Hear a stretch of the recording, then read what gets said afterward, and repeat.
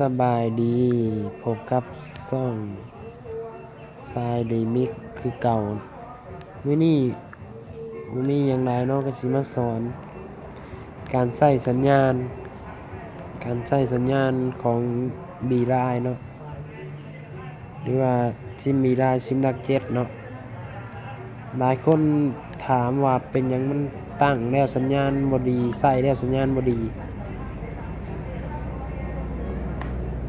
มื้อนี้เรามีวิธีแก้เนาะเพราะว่าดักเจ็ตนี่มันเป็นแบบ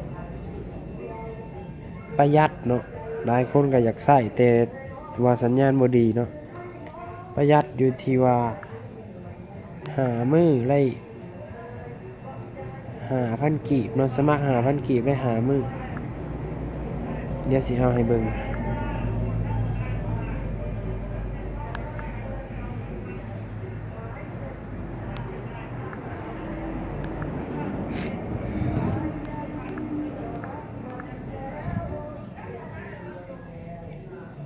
แล้วเราก็ไปเบิ่งวิธีตั้งกันเลยเนาะ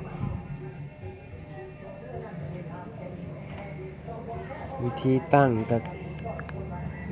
สิมีวิธีตั้งแบบใดให้มันสัญญาณขึ้นปกติบ่ให้มันขึ้นๆดงๆเนาะเฮาเสื่อมใส่กับสัญญาณของลาวโทรคมเนาะไปกันเลยเนาะกดเข้ามาแบบนี้แล้วกดที่การเชื่อมต่อแล้วมาที่เครือข่ายมือถือนี่ปึ๊บ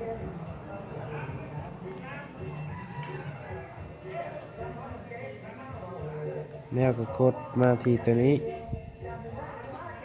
ใช้ 3G 2G เชื่อมต่ออัตโนมัติเดี๋ยวสิใช้เฉพาะแต่ 3G เนาะสำหรับข้อยใช้แต่ 3G เนาะปึ๊บข้อยใช้ 3G เลยแล้วมาคลิกที่ชื่อ Essence File นี้ปึ๊บกดมานี่ข้อยใช้ซิมนี้เนาะ Beeline นี่ปึ๊บกดเข้าไปแล้วพิมพ์ชื่อ Beeline หยุด PAPN นี่เป็น Beeline Net เนาะ Net ใส่นี่ตกลงไปก็เปิดเท่านี้เนาะแล้วก็กดบันทึกอยู่นี่ 3J อยู่นี่ปึ๊บบันทึกแล้วก็กดกลับไปแล้วมาเลือกที่ผู้ให้บริการเครือข่ายนี้กดปึ๊บเข้าไปข้อยใช้ซิมนี่เนาะตัวนี้เนาะคลิกมาตัวนี้เพราะว่าข้อยใช้2ซิมเนาะค้นหาเครือข่ายกดค้นหาเครือข่ายตัวนี้ค้นหาอัตโนมัติถ้าเฮากดตัวลุ่มนี่ค้นหาอัตโนมัติมันจะค้นหาเครือข่ายมันเองมันจะเป็นสัญญาณบ่ดีเนาะเราต้องเลือกเอาเองเนาะค้นหาเครือข่ายตัวเทิงนี้กดปึ๊บ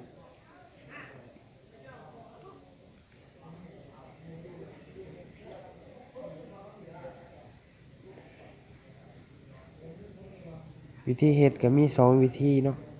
ส่วนวิธีที่2ข้อยสิเขียนเอาเนาะแปะลิงก์แปะไว้ที่ทางใต้คลิปนี่แหละคลิกเบิ่งได้เลยสำหรับตัวนี้แม่นวิธีที่ข้อยแนะนำเนาะนี่แล้วเราก็เลือกที่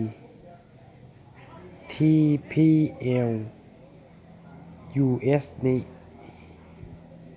เราก็กดไปเนาะปึ๊บมันจะบอกว่าเชื่อมต่อแล้วหลังจากนั้นเขาก็ออกเลยเนาะแล้วสำเร็จเขาก็เปิดเน็ตเลยเขาก็เลื่อนมาเปิดเน็ตปั๊บนั่นจะขึ้นเฮดบวกเลยสำหรับคลิปนี้ก็บ่มีหยังเนาะมีจบเพียงเท่านี้สำหรับผู้ที่ใช้ดักเจ็ตเนาะหวังว่าสิเป็นประโยชน์ได้สำหรับคลิปนี้ก็อย่าลืมกดติดตามให้ช่องก่อนได้เด้อสำหรับคลิปนี้บ๊ายบายจบ